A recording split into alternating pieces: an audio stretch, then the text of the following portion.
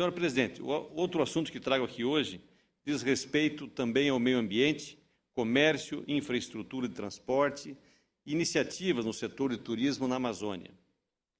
É um tema diretamente relacionado à minha preocupação com o processo de desenvolvimento da região norte.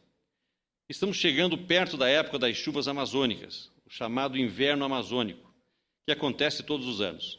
As chuvas já começaram, embora com pouca intensidade, mas já é possível perceber, por exemplo, na BR-364, o surgimento dos primeiros buracos nos asfaltos, devido à erosão causada pelas águas.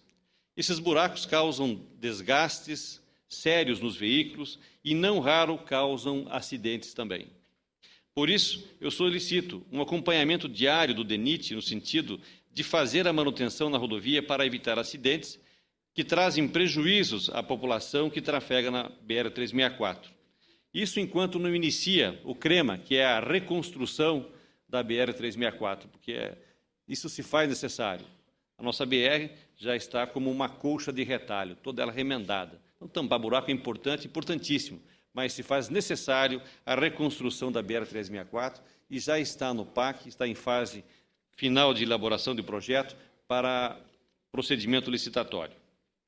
No entanto, as chuvas amazônicas não trazem apenas más notícias para o transporte em nosso estado. Felizmente, com a chegada da época das chuvas, os rios começam a retornar a seus níveis mais altos, com mais fluxo e vazão, principalmente o nosso Rio Madeira, pelo qual é feito o transporte de boa parte da produção rondoniense para abastecer os mercados de Manaus e de Boa Vista, em Roraima. Rondônia tem mais de 6 mil quilômetros de cursos de águas navegáveis em 5 grandes rios.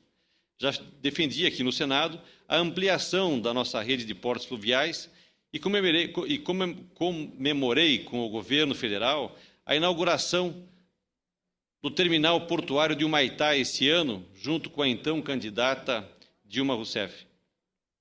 É através das águas do Rio Madeira que chegam a Rondônia as balsas com combustíveis oriundos da refinaria da capital do Amazonas.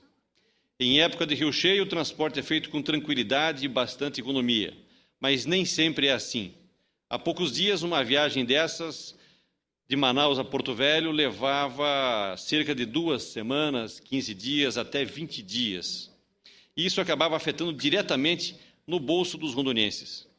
Não foram poucas as vezes em que o preço alto dos combustíveis estamparam as manchetes dos jornais locais.